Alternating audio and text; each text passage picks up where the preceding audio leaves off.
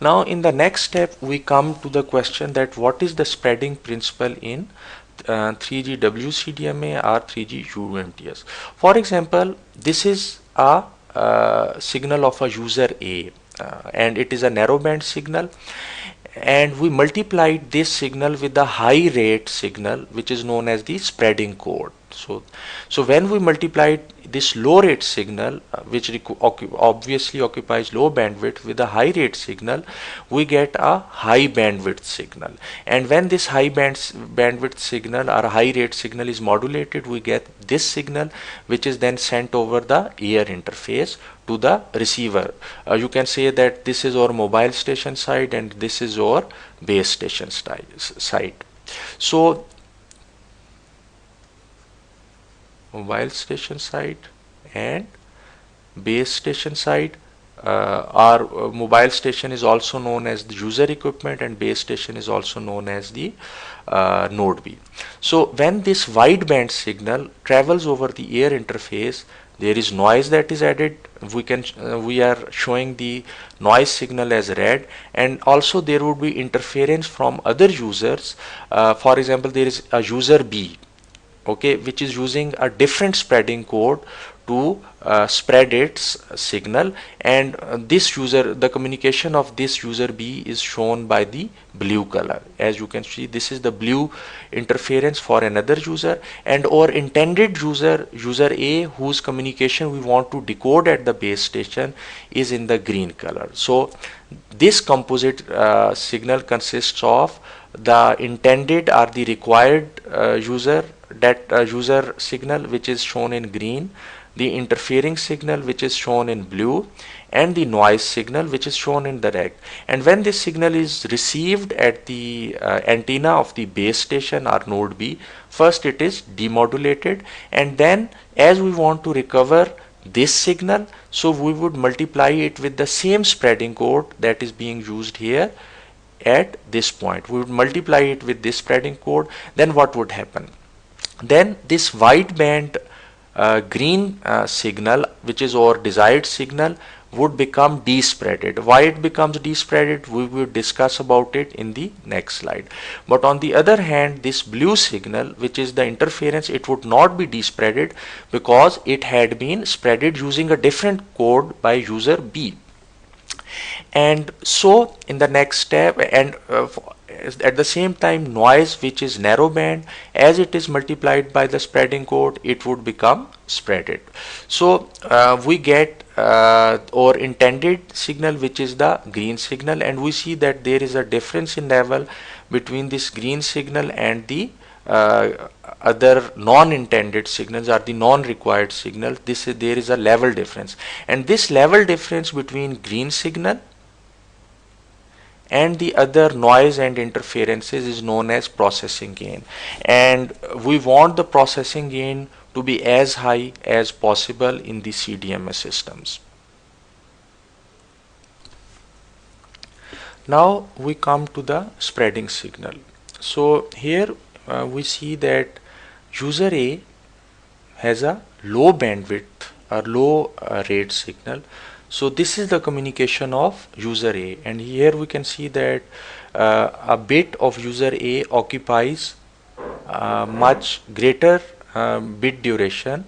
This 0 has this duration and this one has this duration, so it is a low bandwidth or low bitrate signal, and it is being multiplied by this spreading code. Here the spreading code is 1100 1100, and we can see that the duration of this one is this. We call this one in the spreading code as one chip.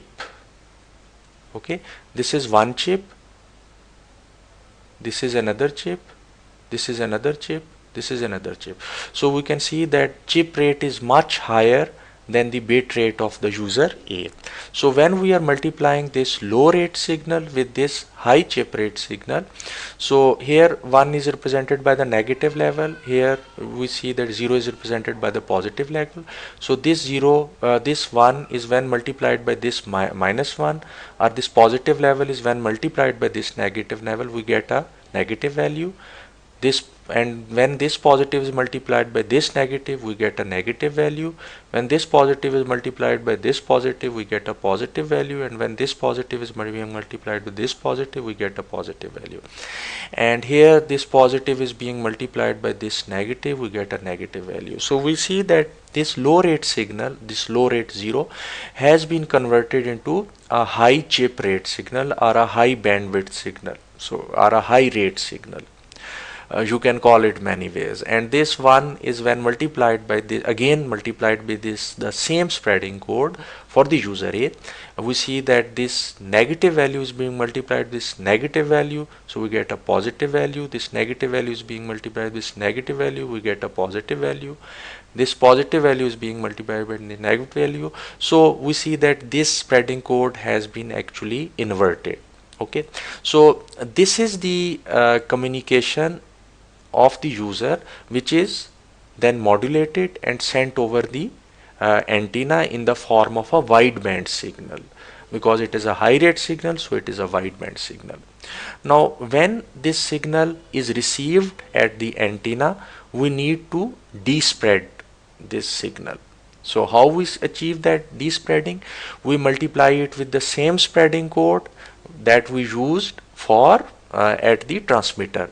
So when we multiply it with the same spreading code, we see that here negative level is being multiplied by negative level. This negative level is being multiplied by the negative level, so we get a positive level. And when positive level is here is multiplied by the positive level here, we get a positive level. And when this positive level is being multiplied by this positive, we get a positive. So for 0, we get all the positive values. And here we see that when we multiply this signal with this spreading code, which is the same spreading code that we used at the transmitter, this positive level is being multiplied by this negative level, so we get a negative value. This positive value is again multiplied by the negative value, we get negative. This negative value is being multiplied by the positive value, we get a negative. So here we get all negatives. Okay, so in our communication scheme, we are using the negative to represent 1 and we are using the positive to represent the 0. So we have got the 0 and the 1 that we transmitted at the transmitter. Now for example, if we use a different spreading code, for example we don't use this spreading code, we use the spreading code of some other user to despread the information of this user, which is our user number A, then what would happen? You see here negative, we are using this spreading code, negative is being multiplied by negative, we get a positive.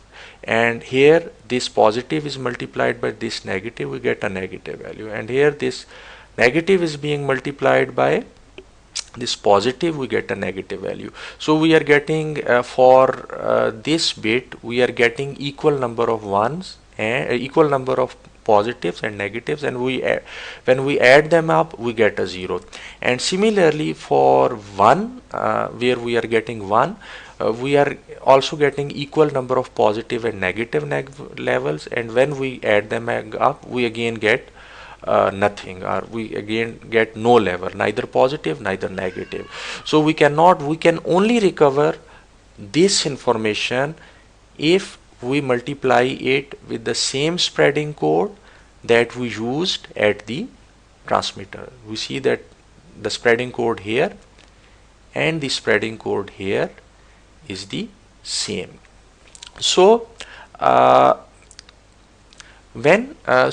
here when the communication of this user has been spreaded after the multiplication by the spreading code, it has a bandwidth of